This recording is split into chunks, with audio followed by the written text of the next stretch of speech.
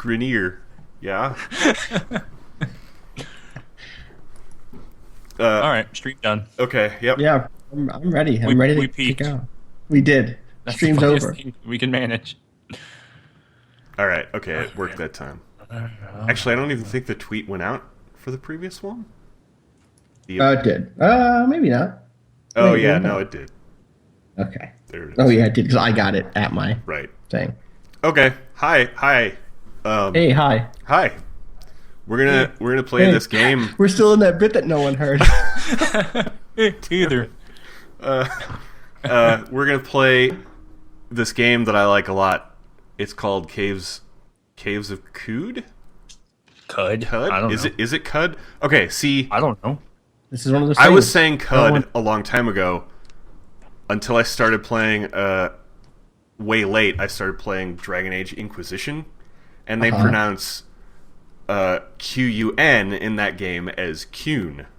Qun. So Yeah, I Qunari. started thinking, oh, okay, maybe Qud could be Qud. Qud. So you think that like fantasy nonsense language should help you determine the rest of your pronunciations in your life? of other fantasy nonsense. Sure. I mean, why not? This is not let's be real, this is not fantasy nonsense. This is science fiction nonsense. okay. And I believe in genre boundaries. I really thought you were starting to say I believe in John Romero. Well, I mean, I do, I guess. John It's Romero. hard not to believe in John Romero. John Romero believes in you. My name's Nick. I'm joined by my good friends Austin Hey, And- I'm Austin. and Cameron. Hey there. Hey there. Oh, sorry. I'm Cameron- not making a single apology. When you're doing that bad friendly Canadian accent, Yeah. you just sound like a Muppet. Oh, you do.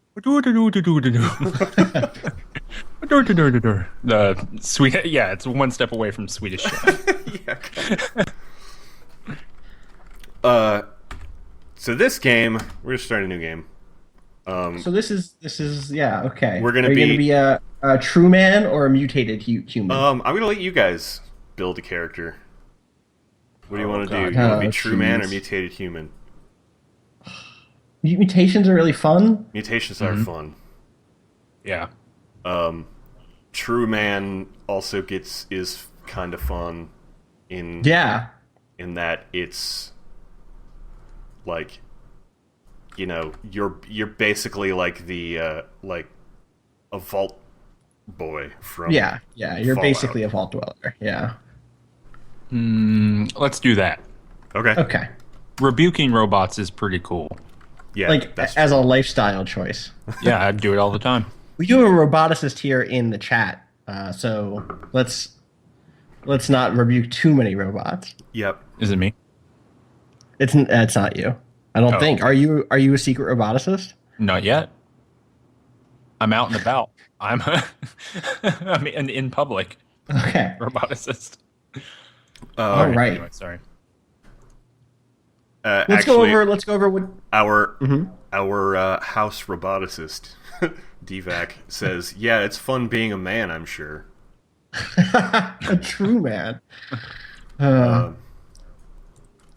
So Okay, let's. so what kind of a person are we of going a for? person are we going to be? Let's go over what these stats are. Okay. I mean, strength they're is- pretty. They're pretty. You know, Yeah, but- they're pretty standard. But like, yeah, it's still Strength there's is melee damage and damage penetration sure with melee and attacks. carry capacity. Yeah. Agility is accuracy both with melee and ranged. And dodge chance. Toughness is your hit points and your hit point Sure. regeneration. And your ability to resist poison and stuff, which we'll actually have as a Truman. We'll have extra resistances based on wherever we came from, Right. which is the next. It's been forever since I played this game. Heads up. Okay. That's fine. It has been years since I played this game, which is now on Steam, from what I understand. It's not. It's Yeah, I still don't think it's closed. released yet. Yeah, it's not released yet. It's still okay, closed okay. beta. I was playing the ASCII version, the free version, which you can find at freeholdgames.com. Yep. The makers of this fine video game craft. They also made Sproggy Wood. Yes, and Sproggy Wood is Yes. fantastic. You can get that on Steam also. So I was playing the ASCII version and tweeting about it a ton. Like, just... I should have hashtagged it, because I was probably annoying the hell out of everybody. And both of the devs of this game follow me for some reason. I don't know. I mean, they're cool people. They're cool dudes. I thought for a second, I still think that this is what you meant, was they follow you because they're cool enough to follow you. Oh, no. I mean, they're cool enough to follow a nobody, is what I'm saying. Yeah. They're cool Yeah, enough I to think follow they somebody follow, that just likes their games a bunch. Yeah. I think Brian follows a bunch of us, like in the games criticism universe and streaming world. Sphere, Sure. Yeah. Yeah, one of the developers, Brian Bucklew, is super cool. I mean, I don't know the other guy so much. they're both pretty cool. The other Yes. guy, Jason Grindblatt, actually might be stopping by. Might be joining in on the call a little later. Anyways, I was tweeting about it a bunch, and then I paid for the registrated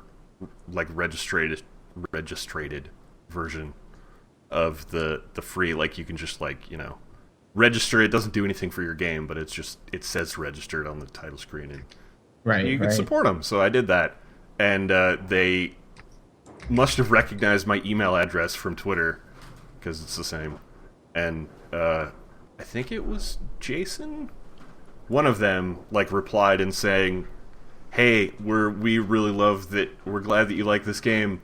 Thanks for registering it. Here's a key for the Steam version." So Rad. yeah. And that made me really happy, because I saw them tweeting screenshots of this has tiles, and the tiles are super gorgeous. Yeah, that was my big thing a year ago. Or maybe even 2 years ago. I was talking to Brian, and we were talking about this game, and he was like, "Oh, you should play it." And it has the ASCII graphics, and I was like, "I cannot make this leap with you. I'm sorry. I enjoy everything about this except the very act of playing it."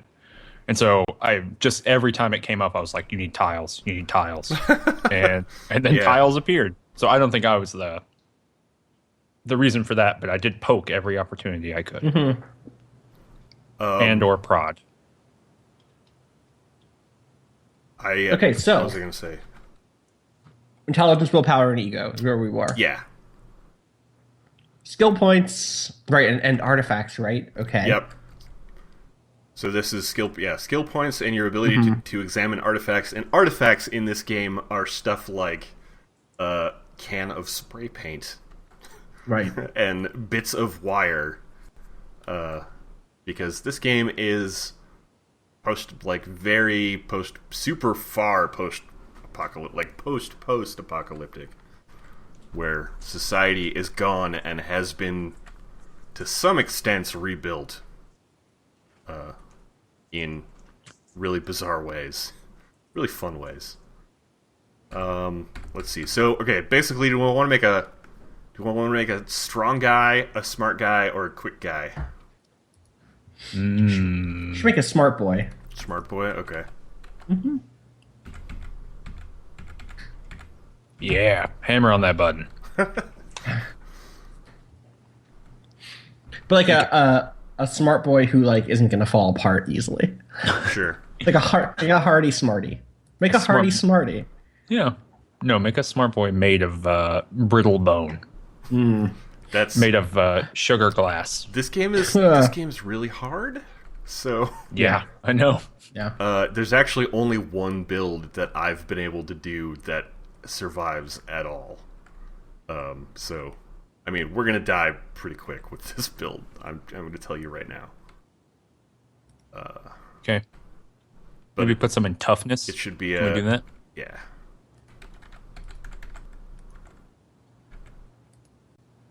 Get tough and buff. Shoot, actually, we should put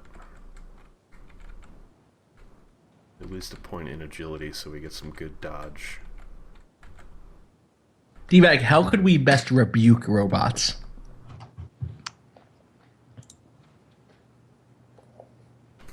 That's my I need your expertise. Yeah, I actually I haven't even gotten to use that skill yet because by the time you get to robots, like it's not right away. So Yeah. We will begin in a swamp and die immediately. yeah. All right, so here's our cast, arcology and cast for the Trumans.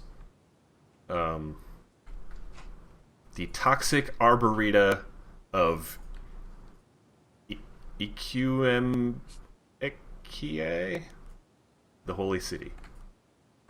In there would be a horticulturist, a priest of all suns, a priest of all moons, or a Cavenger. That one. Yes, as a Gyrior. Okay.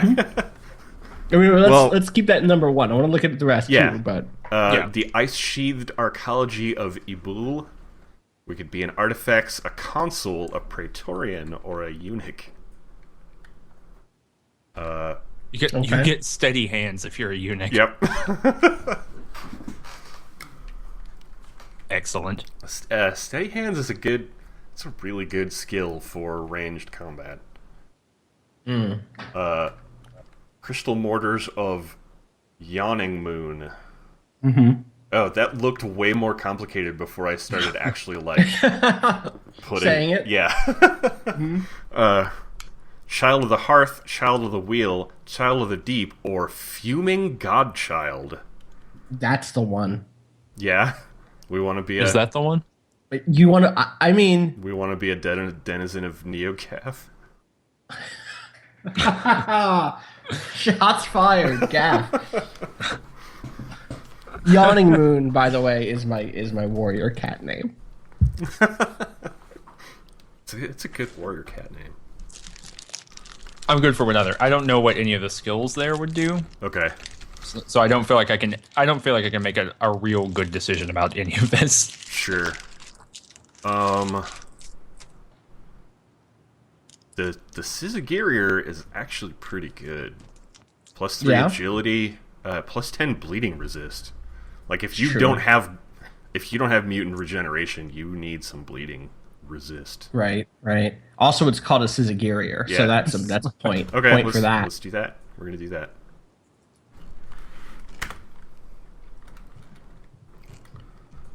What are we gonna name this person? Yeah.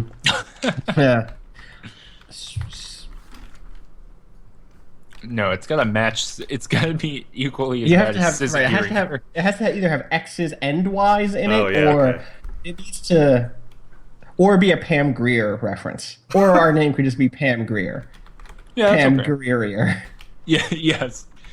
GY. Yeah. RY. Yeah.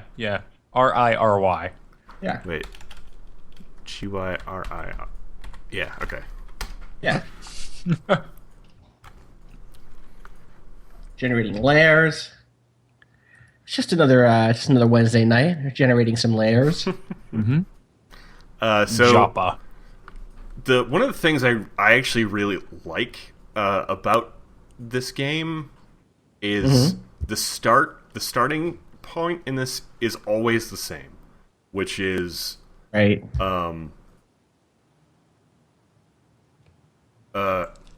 Which is interesting in a very traditional roguelike like this game is. Which I guess I haven't explained yet. But this game is this game is super traditional roguelike. Think NetHack, or the closest comparison actually I make is Dwarf Fortress Adventure Mode. Yeah, it does remind me a lot of Dwarf Fortress Adventure Mode because of the kind of like overground, underground stuff. Yeah, totally. It has multiple layers, and it's not quite as it still simulates a lot under the hood. It's not as extreme as Dwarf Fortress. Like you can't look at a duck's right leg to see if it's wet or not, but also, maybe you don't need to. I don't know. I mean, I do need to. I do. Yeah. I do need to, is the thing. But I understand that most people don't. The other cool thing about this is there's straight up quests, and they're not randomized. They're the same quests every time. Which I actually really like because it gives a structure that's often missing in most super traditional roguelikes. Oh, especially with the overworld stuff, right? Like, yeah. Because in something like NetHack, where the goal is pretty straightforward, or even like Dungeon Crawl Stone Soup, where it's like, okay, there are all these mini dungeons that I can try to get through, but the end goal is for me to get through enough of them, or to get to the very bottom of or the very top of the main dungeon. Like, that's a pretty straightforward thing, but in a game, in a roguelike that has a big overworld map, having things that you can reliably do, it really does help in terms of like just getting you off the ground at the beginning. Yeah, I'll show you the overworld map in this right after this too. But it also kind of sorry, it also kind of comes from like one of the design sort of seeds for this game, right? Which is Gamma World. Yes, yeah, right. It's an RPG, right? Sure. And so I mean, it's being a kind of traditional RPG, right? So rather than just randomized system being the kind of kernel at the center of it, like a simulation of things, it's this idea of there's a world and there's people who want stuff in the world, and you will probably die attempting to fulfill that, right? That's kind of Gamma World's whole thing. So it kind of fits neatly in that combination of those two things. Yeah, and Gamma World, sadly, is... I've always wanted to play it. I've never gotten to play Gamma World. Oh, man, it's awesome. It's a neat game. It is. So this is Argive. Argive? Mm-hmm. He's a jerk. Let's call him Argy. Argy. Yeah, he's a jerk, but also like your main quest giver. He's the town's smart boy, actually. Mumbling, unexpected derivation from the clank constant. I like that. He just wants me to bring him a knick-knack. AKA like a bit of wire or something. Right. And, yep, we're gonna go get him a knick-knack. Oh wait. Actually, we already have a knick-knack because as a Truman, we start with a bunch of extra.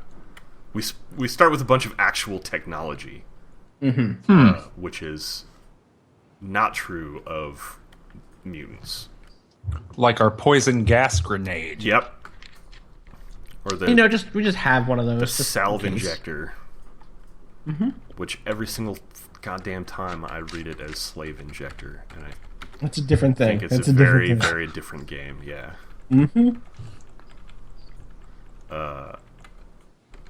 So the other thing we do when we start a new game. Wait, not him. We'll talk to him later. We talked to this farmer guy. Yeah. And he's going to give us a quest to go to Red cave Rock. in the north we call Red Rock, and find out what's eating the water vine. Definitely read that as Wolverine. Which is my favorite What's Eating Gilbert Grape X-Men crossfic. Nothing eats the Wolverine, bub. And let's go talk to this guy. Leonardo DiCaprio played Wolverine's little brother in that. Yeah, that's the question. What's the character that is his younger brother? I think it's just Jubilee. I wish I knew. Damn it. Or That's rough. Or Rogue if you're going by the movie timeline. Right, yeah. I wish.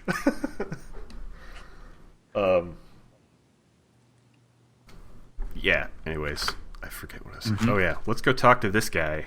He is a dromad. Cool. He is. Sorry, Dromad is the name of my my rap record. I'm a new Houston rapper. I'm all about that dro and also being a nomad. He's a camel man. Cool. Yeah, which sure. is real good at surviving in this this post-apocalypse where water is literal currency. Yeah, that's like a dope mutation to have. Yeah. In the post-apocalypse, If you're gonna live in this like water scarce apocalypse, like being a camel man is pretty good. So because of that, camelmen are very often merchants because they can literally save their money more effectively. Right. Yeah, that's a good point too. Yeah. And so yeah, in our inventory here, we have 32 drams of fresh water, which is, like I said, our currency. But we also are going to need to drink that. Right. So it's a metro situation. Yeah, kind of. Metro. Yeah. Totally. Numbers. It's riding on the metro. Ooh, they updated. Hey, new tiles. That game system or that game that yeah, the game Metro series, the 2033, where the good where bullets are both also, right. I wish in both of those games, I wish it was just bullets and me not too. good bullets and bad bullets, because too. really all that 100%. means is you're just using the bad bullets the whole time. Yeah, agreed. So here's the world map. The world map is also the same every single time. But each zone you go to, apart from like specific icons, that's where things get specific. It's like when you go into the cave, Red Rock, things will be different. Yeah, the caves and like natural formations are always randomized, but human built things are always the same. Right, which is really interesting. That is interesting because I think it splits the middle of a thing that I was talking earlier, super briefly with gamesman Brendan Keogh, who gamesman. Do you mean Selectman? Selectman. Sorry, yeah, Selectman. Yeah. Who tweeted? I'm going to find it because it's a good one. He tweeted, "Bloodborne offers the same pleasures as stumbling upon a giant cave system that just keeps going in Minecraft." And I think it's a really neat. I like that notion because it does arouse similar feelings. Like, ooh, I wonder what's down this way. Oh no, am I in danger? Like, what do I need to bring here? What can I bring out of here that's useful? And like just a general sense of awe.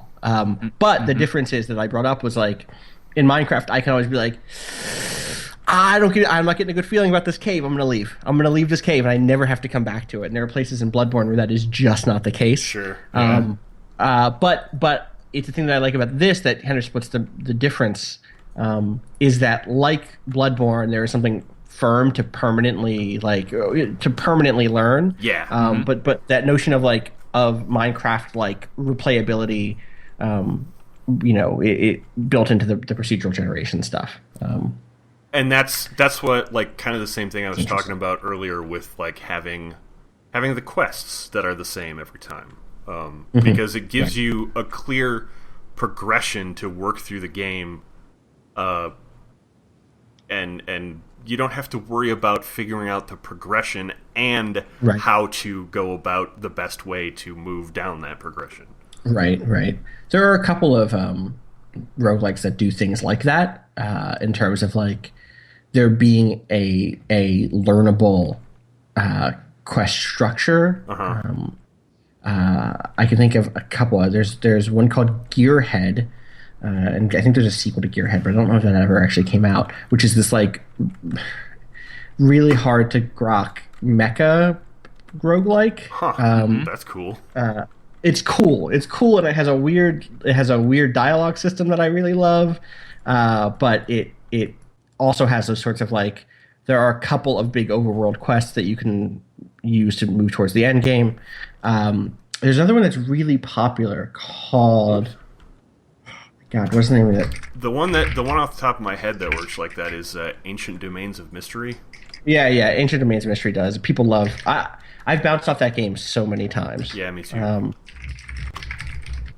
It's Yeah, I don't know. It's a very busy game, which can be cool. Like I really like Dungeon Crawl Stone Soup because it feels like it has just the right amount of weird combinations of different races and different like religious sects and different classes and stuff. Sure. But when I played Adam, I we're bounced gonna die off, already. Yeah. We're already dead. Let your brain get you out of this, smart boy. Alona is the Japanese roguelike that I had in mind that also has a kind of structure, which again is really intense, and I've never been able to I've never been able to check it out. Same with me. I've bounced off that one a couple of times also. Yabish, you can play the ASCII art version of it right now. If you go to what's the name of the studio again? And their website, Freehold Games? Freehold Games. I was thinking Freedom Games, and that was wrong. Mm-hmm. So was the bronze axe better than the one we have currently? Good question. Or did we beat them to death with a torch? No, we beat them with a steel utility knife.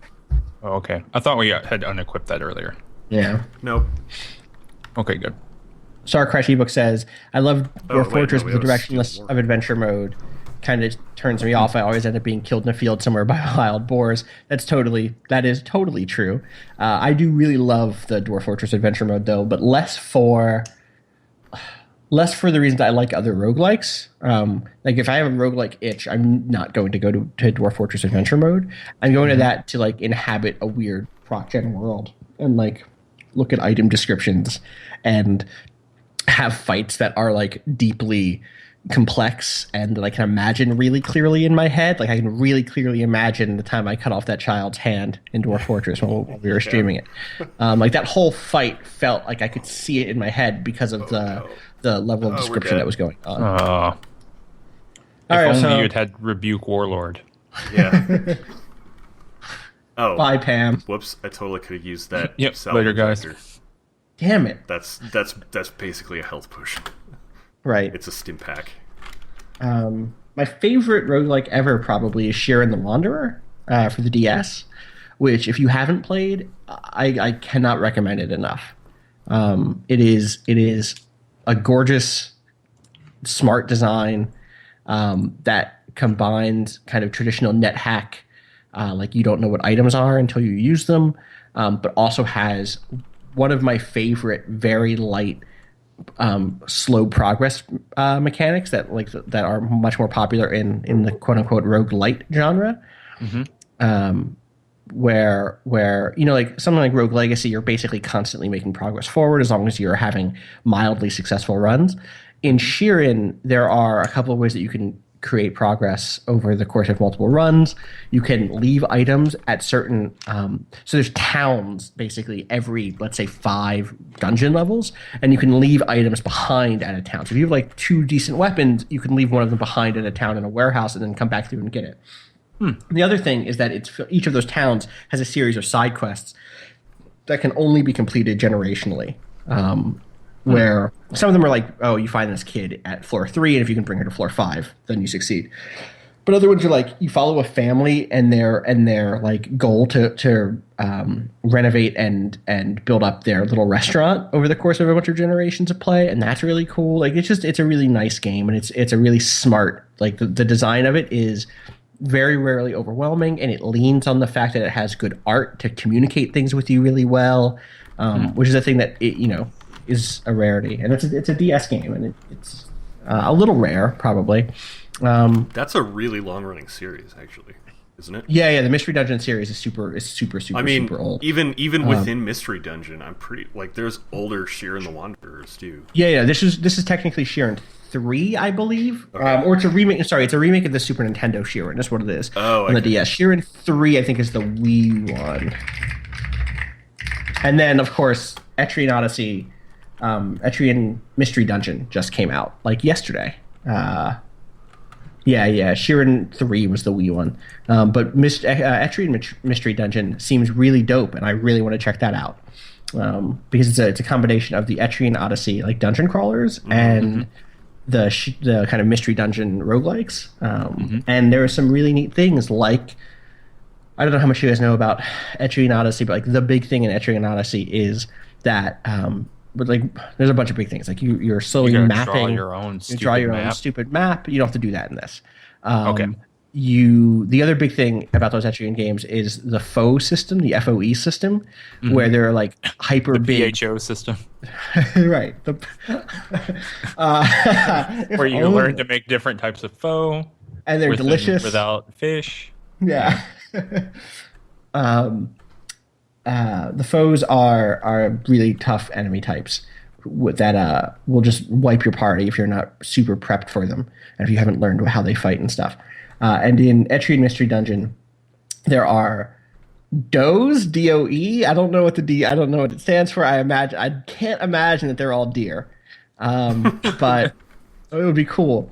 But the thing that happens with that is, while you're exploring the dungeon, a doe is heading towards the kind of like central hub town, and it will wreck all of your progress in that central hub town if you don't interrupt it somehow. And the way to interrupt it is to build forts on the different dungeon levels. And when you build a fort, you leave behind some of your party members, some of your roster of heroes. And when you build a fort, it locks down that level of the map, which is really an interesting thing because that means you can always count on that level being the same because you've kind of built a fort there to like stabilize it, which is I think a really neat thing that feels new to roguelikes that have random map generation like that. So I'm interested. I'm very interested in it. Yeah, Dark Cloud had some sort of system for that, right? Like a random generation that was also, and Dragon Warrior Monsters did too, I think. I never played that one. Oh, it's just Dragon Warrior Pokemon, but way better. Really interesting. Yeah, I remember the bad ad for it. Yo, I'm sure. With a big, creepy looking, like big cheeked white man. Yes. Who was wearing like a sock on his head. Yes. Yeah, it's pretty scary. Dragon that Warrior was a super cool Monsters, game too. Good stuff. Yeah, that game is awesome. Yeah, it's basically just like kind of like Pokemon plus Monster Rancher a little bit. Right. Like it had like a real basic system for breeding them, but when you went into dungeons, they were always randomized. Mm-hmm. But you could like use an item to leave, and it would lock down the dungeon, I think. And, right. But much more basic level than what you're talking about. I've heard really good things about the second Dark Cloud game. I played the first Dark Cloud, and I never played the second. The first one, I made it maybe 20 hours into the second one. Okay. And I felt like I had made zero story progress. Sure. Like, boy. You're in a bad way, Nick. Yeah, that Rebuke Warlord. Okay. Nice. It's okay, because I actually rolled my super tough. Oh, I say that, and now I'm gonna totally... Nope, got him. No, okay. You got this. You got it. Yeah. I rolled the build that I've survived the longest in with so far. This time. What's that build like? I will show you.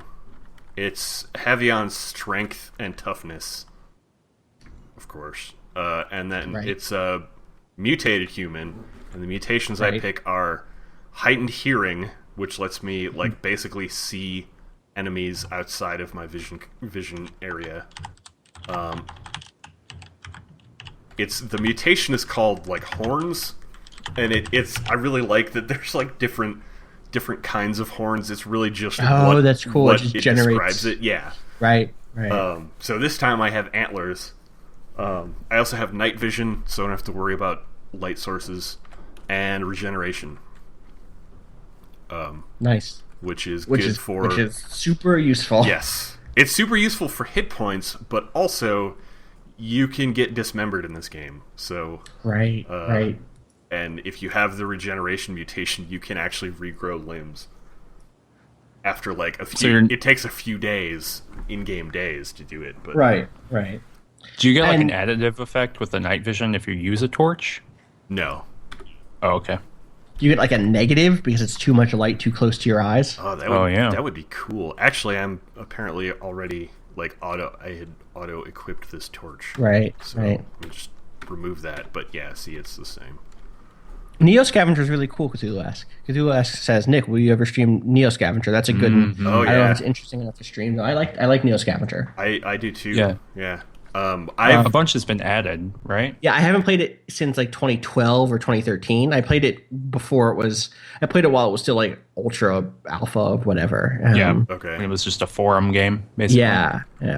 It was really neat though, and I've dipped my toes into it. Like after the Steam release, I went back to it briefly, and that has a lot of similar things in terms of like nice build variety and nice like feeling like you've added new verbs based on your choices, your character creation choices. Where it's like, okay, well, I've built this person to be a mechanic, and that opens up all these new possibilities. And you can punch a dog man. You can, that's true. Yeah. And you can get eaten by a dogman, which has happened to me basically every time I played that game. Yeah, Neo Scavenger actually shares a lot of similarities with this game, now that I think about it. Yeah, totally. Yeah. I actually really like the abstract nature of its like its ruins that you can explore, where it's just like this tile. It's tile based, right? So Neo Scavenger is another post-apocalyptic game. You kind of wake up in a cryo chamber, and then you have to explore the kind of like the wastes of the Pacific Northwest. And it does a lot of like, you need to eat, you need to sleep, you need to stay warm, you can't get sick stuff. P.S. Nick, do you need to eat and sleep? How are you doing? In this game? You do. That happens automatically. No, I meant does your character, is your character good on food and water? Okay. Yeah, that you can. Okay, so like by default, that actually happens Yes. automatically. You can Right. and right. You can I just am switch not. it to You can turn it off in the options, but micro. I am not at the level where I have had to worry about that yet. Sure. I have not. I have yet to outlast my food stores. Right. And water stores. Yeah. So in Neo Scavenger, Outlast, outwin. in Neo Scavenger, when you go to like a hex that has something like something that isn't just the wilderness on it, it tells you what the place is, and then you can kind of just like hit a button to scavenge it, and then decide how loud you're being about that, and whether or not you want to bring into effect the fact that you're like strong, or the fact that like you have good eyesight, or whatever, to look for bonus stuff. And it's really neatly abstracted in a way that is it keeps you kind of focused on moving from kind of like salvage area or scavenging area to scavenging area, instead of making each one its own little zone. Sure. Yeah, we should stream that. That game is neat. Yeah, I'd definitely be into that. Yeah, and The a whole other lot thing- has been added. Yeah, totally. I mean, What is that? Oh, it's a small boulder. Okay. As I'm playing, There- so this game is still in beta, and as Right. I'm playing it, every new update adds a few more tiles, and I forget what Right. everything is. sure. Like this, just a few days ago when I played this was just a yellow period. So now that it's a boulder, I was like, is that an egg? right. Yes. It's both.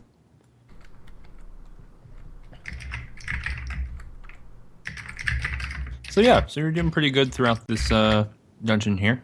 Yeah.